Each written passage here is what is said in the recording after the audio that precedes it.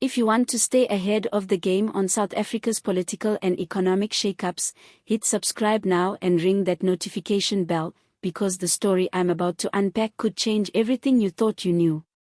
President Cyril Ramaphosa has gone public with an unmistakable message: poverty and unemployment are unacceptable in a nation with so much potential. He's not just talking rhetoric, he's declaring what amounts to a war, a fight to revive South Africa's flailing economy and rescue millions from the crushing weight of hardship. The question now, will his bold 10-point action plan deliver, or be swallowed by the same broken systems that caused the crisis? At the ANC's Special National Executive Committee meeting in early October 2025, Ramaphosa laid out his vision. He described the persistent poverty, sky-high joblessness, and the squeeze of the cost of living as intolerable scars on the nation's conscience. He made clear that words alone won't suffice. The time for action, urgency, and accountability is now. The centerpiece is a 10-point economic action plan meant to reignite growth, create jobs, and restore confidence in government.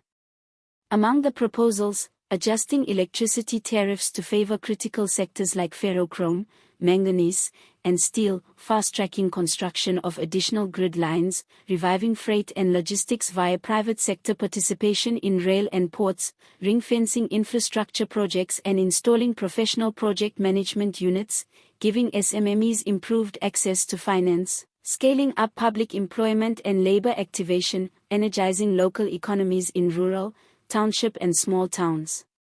Diversifying trade partnerships via AfCFTA and BRICS, and instituting tighter macroeconomic coordination. Ramaphosa also announced the establishment of an economic war room in the presidency, a nerve center for monitoring performance, demanding accountability, and publishing regular scorecards. The idea is to turn political promises into measurable outcomes. He reaffirmed that the ANC would press forward on broad-based economic empowerment, fight corruption, and professionalize the state to ensure that public institutions can execute big projects without delay.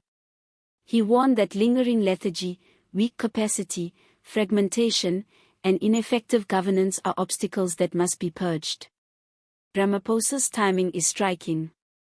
South Africa's growth remains sluggish, recorded at only around 0.8% in the second quarter, while unemployment hovers above 30%.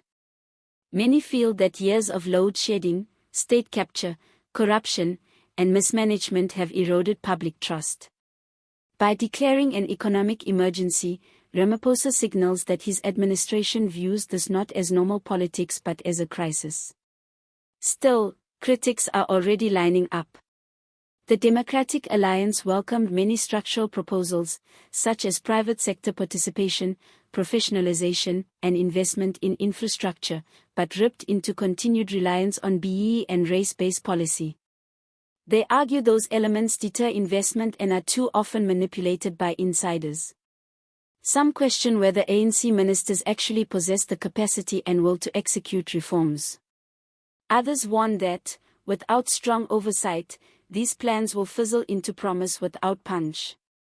For the people living in townships, informal settlements, and rural areas, this is not just policy talk. It's about whether a struggling dentist clinic in a small town finally gets electricity. It's about whether a young person lands a job or remains stuck in cycles of dependency. It's about whether government can reclaim credibility. Ramaphosa's boldest bet is delivering what feels overdue, visible, tangible changes. If electricity becomes more reliable, ports and rail start moving swiftly, small businesses access capital, and public works absorb labor, then South Africans might see a shift. But if vague targets prevail, or corruption creeps in, the war on poverty could become another campaign slogan. The unfolding challenge now is all about execution. Momentum needs to translate into real infrastructure, real jobs, real upliftment. The war room will watch, investors will judge, and the public will hold leaders accountable. Stay tuned, this is just the opening salvos. We'll be tracking every rollout, every quarterly scorecard, every protest and every triumph you need to know about. Subscribe, like, share, and turn on notifications, because when the next blow lands in South Africa's epic battle against poverty, you'll want to be first in the know.